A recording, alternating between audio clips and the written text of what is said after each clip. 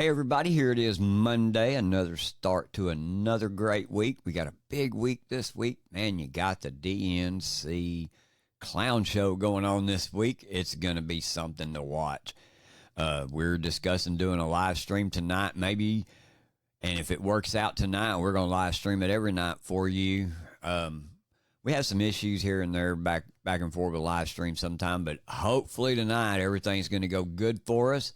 That's our plan. Anyway. That's our plan. Hey, everybody, welcome to, because the question will be asked when we go to try to do this live stream tonight. Is this thing working? For real. It can get kind of frustrating. Yeah, most definitely. Hey, definitely. You welcome to the show today. On this Monday, of course, we got a lot to talk about. DNC. President Joe Biden is coming out as a headliner tonight, and then I hear he's going to be gone. But we have that to talk about. We have Bannon, and we have Trump. We got the polls. Yeah, we've got some polls. We got some polls for you. Realistic polls. Really, yeah, ones that you can believe. So we want you to, be wary of some of those polls out there. Also, we got Trump and the economy. We got policies, and we got unraveling of the Kamala campaigns. And the breaking news that came out this morning we're going to talk about. So y'all stay tuned all the way to the very end. Let's get this thing rolling. We would like to welcome our new sponsor to Is This Thing Working? So help us welcome Cornbread Hemp. Their mission is to draw on Kentucky's 250-year legacy of growing hemp, as well as the state's unique climate and soil, to manufacture the highest quality cannabis products available in America. They proudly offer full-spectrum, USDA organic CBD products with up to 2 milligrams of THC per serving. Their plants are grown in what's known as the Bluegrass Basin, which produces the highest quality hemp alongside the best bourbon and fastest racehorses. Cornbread Hemp is one of the very few, if not only, CBD brands in America who exclusively use the hemp flower to create their CBD extract, called Flower Only CBD, and they want the world to know. Please check out Cornbread Hemp by going to cornbreadhemp.com right now for a 30% off your initial purchase of any products on the website. Again, go to cornbreadhemp.com and use promo code ITTW for this special offer. Remember, you get 30% off, promo code ITTW. Please click that link below. Thank you for supporting our sponsors. We do appreciate that. And we want to state that these are our opinions and our assertions. And if you like our opinions and our assertions, hit that like button and share our show. And if you don't agree with us or like our opinions and assertions, you can also share the show and like and tell your friends all about it. Also, stomp that like button and please follow or subscribe wherever you see the name Is This Thing Working? And our podcast is available for download on all platforms, for example, Apple and Spotify and YouTube, or wherever you listen to podcasts. Make sure you download that Rumble app so you can follow the show and you will receive instant notifications when we go live Monday through Friday at 2 p.m. Central Standard Time. Let's get on with the show. Let's do it. Here we go. First thing, as always, we got Bannon Watch. Call to action every single day. Let's do the countdown. Bannon has now been a political prisoner for 48 days. There's 78 days left until November 5th, 2024. Guys, we got a lot of work to do. Yes, we do. And we need you to be informed and become engaged. There are so many grassroots activists out there right now with so many places where you can go and be involved in your community, in national elections, in state elections. So it's very important. We got 78 days to bring home the win.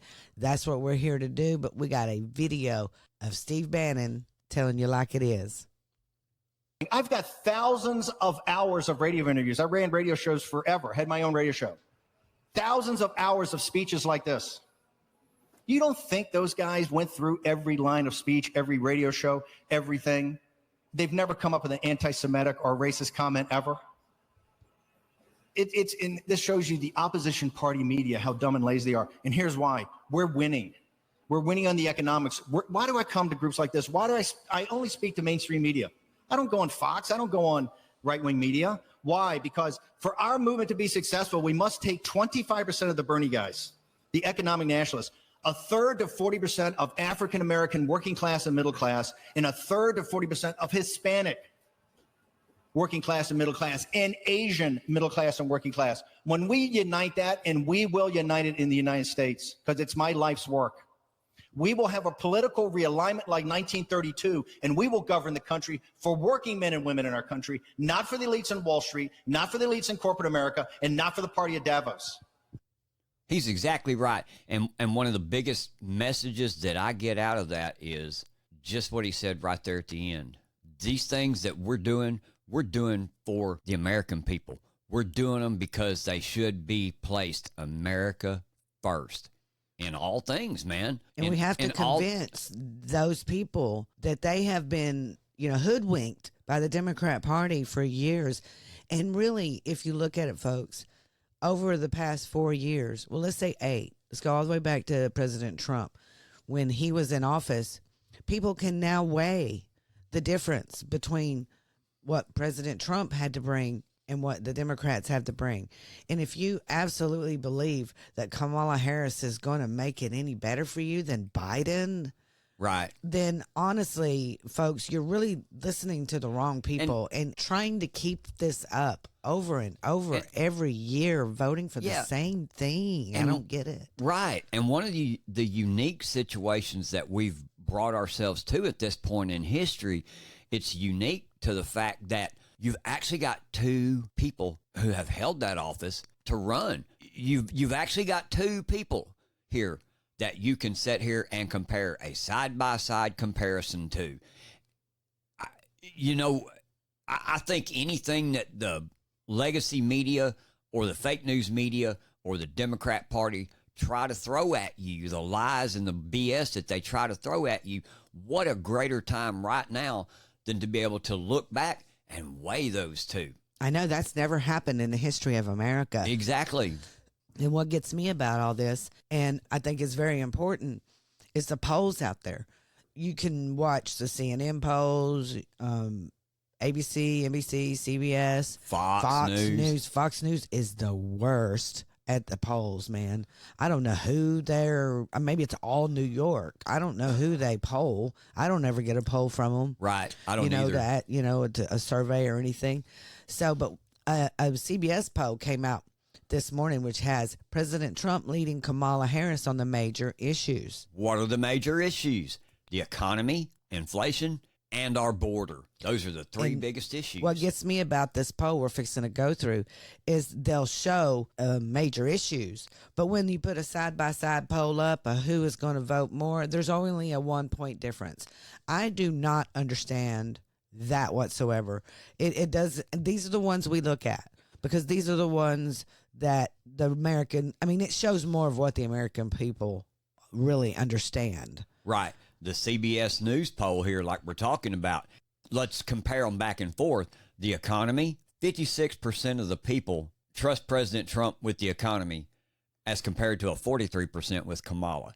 I think that number's even a little low on his side and a little high on her side. I don't understand that either. But it's closer to anything else we've seen. Right. Fox News come out with a poll yesterday, and it was like a 1 or 2 point difference, and that's BS. You know that. That is BS. The inflation, people trust Trump 61% compared to Kamala's 38%. And here is the biggest one out of all of them, which is, it's a toss-up, man, really. I mean, when you talk to people out there, it's a toss-up. You're going to hear these 2 answers, the economy and the border. And on the border, 76% of those polled trust President Trump and his border policies way more than the 24% that trust Kamala Harris's policy on the border. And these people in all these cities and everywhere all across America are living the experience of the Biden-Harris administration. Yeah. I mean, the stagnant wages. And what drives me crazy about this is during the whole time that President Trump was in office, they dogged him for his border policies, blah, blah, blah, blah, on and on and on about how horrible he was, how the walls don't work, how it's racist. I mean, they went on and on and on. And then they voted for the Biden and Harris administration because, look what Trump is doing. But actually, folks, look what they did when they took office. They immediately opened the border and let the world inside. I mean, you were hoodwinked. I'm just going to tell you that. Yeah. The whole time, President Trump is trying to keep the country safe for you, for everybody out there. And the Democrats hated him so much for that because they want the globe to come here. Well, and they want as so to speak, the replacement theory. They want the replacement theory. They want to be able to take our votes away. They do. Your votes. They want to take your votes away from you. You think we're lying? Look at what they're doing to Joe Biden. They just took 14 million of his votes away. And surprisingly, it's quiet on that front. You don't hear the voters saying anything. And that blows my mind that 14 million of these people are such sheep that they're just going to sit there and not say anything. Maybe these polls are some indication that they are speaking out. That's it. Because political polls also held a poll and asked the question, if the 2024 presidential election were held today, for whom would you vote? Now, this is important because like you said earlier, they'll make a poll with 600 people. They'll make a poll with 1,000 people. And 1,200. Yeah, and they'll make sure that the demographics that they use are in a blue area. Yeah, and they make it to where it's just so close. You think it's so close, so they use just this certain area, so that they can get the answers that they want. Mm-hmm. But this poll, and this is kind of an important part, there was 273,999 people that were polled. Yeah, and this was on X. Again, not 1,200, not 600, not 1,000 in the D.C. area. No, 273,999 votes. That's bigger than most cities. Yes. This poll and asked the question, if the 2024 presidential election were held today, again, whom would you vote for? Donald Trump leads that poll with 63% of those 273,000. Then, in second place behind him, interestingly enough, is RFK Jr. at 22%. And then here you got bringing up the rear in last place, as always, Kamala Harris at 14%. And then they have an other down here at 1%. That's me. I'm the other. You? Yeah. Did you vote on that? Hell yeah, I voted for myself, man. Why not, man? Yeah, why not? Yeah, I hear you. But this is really where the pulse of the people is. And this is what the Democrats don't want you to know. They don't want you to know that the people really are on the side of themselves now and of America. They're hurting. They're hurting right now. The DNC is going on in Chicago, and they have boarded up their entire city because when the Democrats come to town, chaos ensues. Chaos is crazy. And that should tell you right there. Why do you want that? Why do you want that chaos in your cities and then continue to vote for them? Well, I don't understand. It's just like once you vote Democrat, you always got to vote Democrat. You can't change your mind. Or you've listened to the Democrat talking points about Republicans so long, for so many years, that you can't even imagine voting for the party that is actually for you, for America first. Because that's the angle that they take to get you, to get your attention. That's the angle that they take to sway you, and they play on those things. The things that they avoid are the real life issues, like you talk about how people are hurting. Man, it's hard when you go to the grocery store. It's hard when you go to put gas in your tank. It's hard when you go to buy school supplies and clothes for your kids. Since Kamala Harris has taken office, these are the things that real Americans, hardworking, everyday Americans have seen. And gas is up 51%. Your electric bills are up an average of 32%. Airfare is up 23%. Groceries are up 22%. Car insurance. Yeah. Everyone knows how much that has gone up in the past 3 years. It's amazing. 54% for car insurance. Yeah. And then your kids' school, Yeah. when they go to school and they eat lunch, it's up 66%. So you got to feed your kids to go to school. Here, it's up 66%. You might as well just give them lunch. And this plays back to take with them. It's cheaper to do that. Yeah. And this plays back to what we talked about the other day when we talked about the border and we talked about all the people coming in and how now all of a sudden you're going to flood the job market with all of these extra people. Now you've got too many workers and not enough jobs. The employers in these companies know that. So they're going to stagnate wages now because the competition is high out there for them to get somebody to come in, and they can get somebody to come in a lot cheaper than what it's going to take you to live. That's policy. That's part of the policies. Yes. Here's the things that that Kamala's campaign brings, and these are things that she's campaigning on: hyperinflation, price controls, illegal immigration, higher income taxes, higher property taxes, higher sales tax, more regulations, enforced mandates, government lockdowns, Handouts for votes. Handouts for votes, man. You know, and folks, I'm going to go back to that moment where we were talking also about how much it cost your children to eat in the cafeteria. Now, one of the main reasons that is so high now is because of illegal immigration. Now, they're having to pay for food free for these illegal immigration, so they have to get the money somewhere. Exactly. And they're getting it from you, folks. So I'm going to be honest with you. If my child was in school right now, they would be carrying their lunch. I would not be paying for other children, because that's what it is. I mean, they should have to pay their own way. Yeah, that's just what I believe. I believe they should pay their own way. They should not come over here and take from you and take from your child.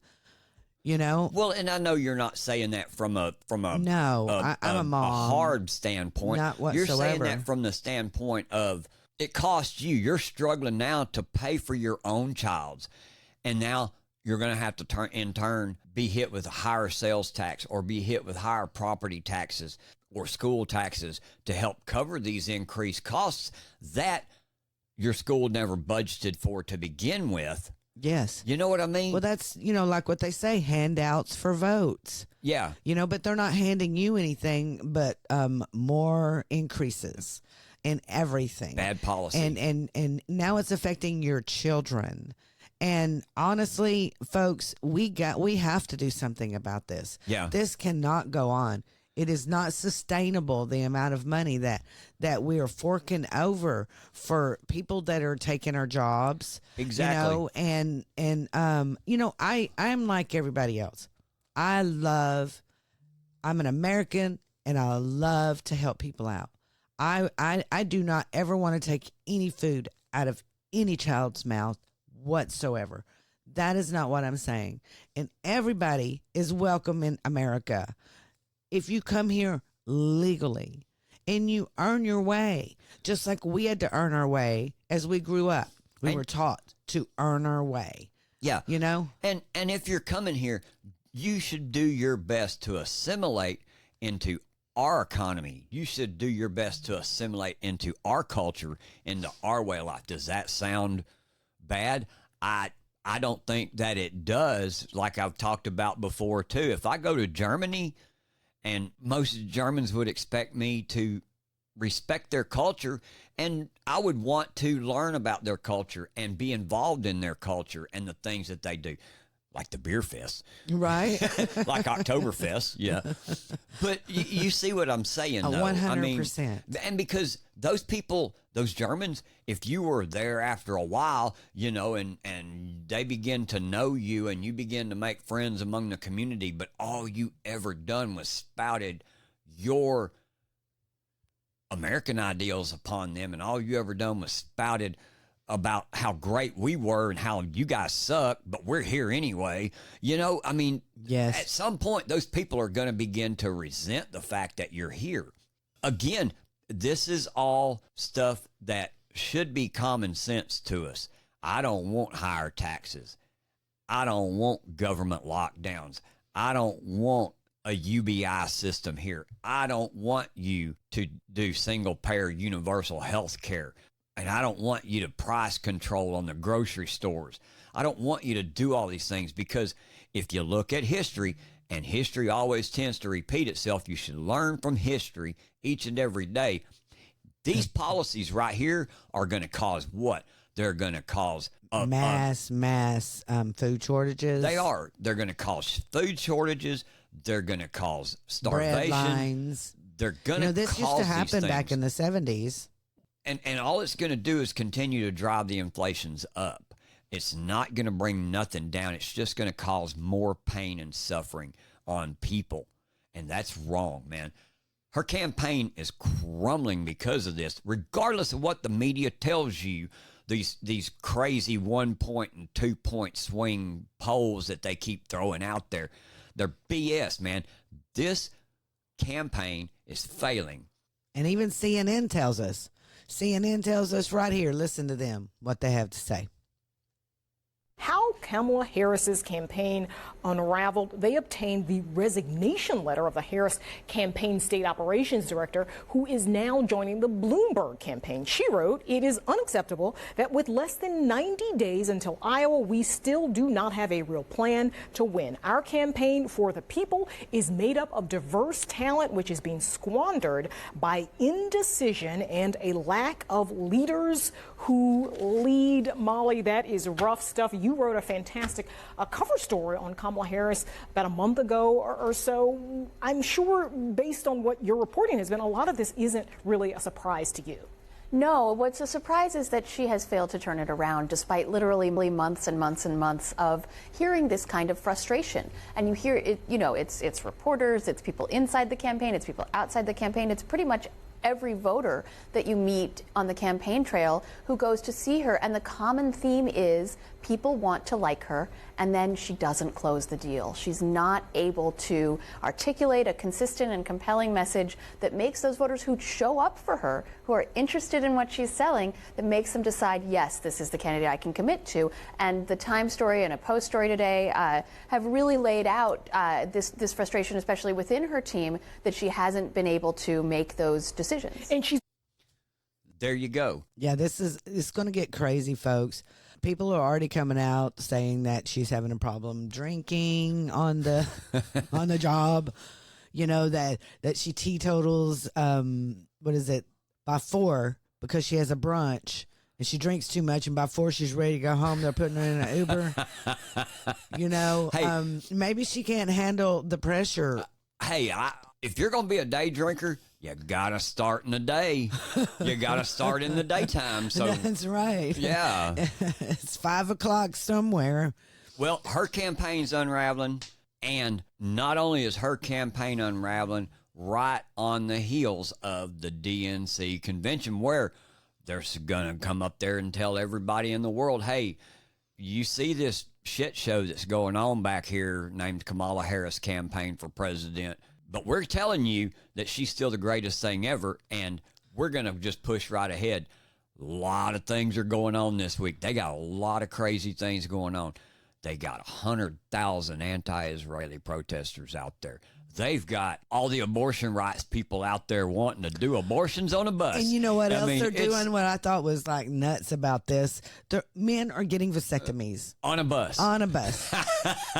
Women are having abortions and men are getting vasectomies. On a and bus. I just don't get this. On a bus. On a bus. On a bus. I can't help but laugh. It's so sad. I wrote something on X the other day about how dark the Democrat Party is. Yeah. They're about chaos, and what they're doing is getting rid of a generation of people, of Americans, by just setting up a abortion bus. Is that the only thing they have to The only run time on? the only time they ever care about abortion is during a campaign season. That is it. They pull this every single time, man. Yeah, but it's just so sad. And that the men want to have vasectomies. I'm so not understanding. But Jesse Waters on Fox last night had a little bit to say about this. Let's listen to what he had to say. DNC starts tomorrow, but the protest's already underway. Here's a live look at the streets of Chicago. This is a group of feminists and queer people for Palestine. It's not a joke. It's on their banners. But none of them are getting inside the DNC because there's miles of fencing around the event. And they're checking IDs at the gate. No ID, no entry. Walls and IDs. We were told that's racist, but apparently not racist enough for the Democrats. Yeah, the Democrats are definitely going to be radical. It's going to be radical. It's going to be crazy. And then a statement from President Trump. He comes out with this. He says, the radical left protesters in Chicago are going after the Democrat Party because they know they are weak and ready to break into a full-blown party of socialism. Or, if they really do their job, and with a little bit of luck, the Communist Party of the United States of America. They are already very close. And having a Marxist-trained and believing president whose father is a Marxist professor, comrade Kamala Harris, stranger things have happened. November 5th, 2024 will be the most important day in the history of our country. Make America great again. And we mean this 100%. 100% she is on the side of communists. She does want to have red lines. She does want to dole out food to you one crumb at a time. That is who she is. But what I don't understand at all, 100% ever, is the Republican Party's reaction. Where is it? I agree. 100%, I don't know where it is. No, you know what their reaction was this morning? No, they're going to come out and say, oh, look, we just put out a 291-page report saying that we should have already impeached Joe Biden. Can you believe this? Exactly. But then they want to go on and tell us, oh, but we can't do that because the House is so small. Hey, man. And there ain't no way we're going to all vote on this. You know, but we have allowed these people for 4 years to take away from us, from the American people, from our children, from our grandchildren. And we have sat by and done nothing but let them pass these horrible bills. We've done nothing. Nothing. You've had a year to do something about Joe Biden. More than a year. You know, I'm totally, you know, it came out today. That's the breaking news we're talking about. Came out, the Gateway Pundit called it over a year ago, and they did. We all called it. We've been talking about this for a year now. Oh, at least a year.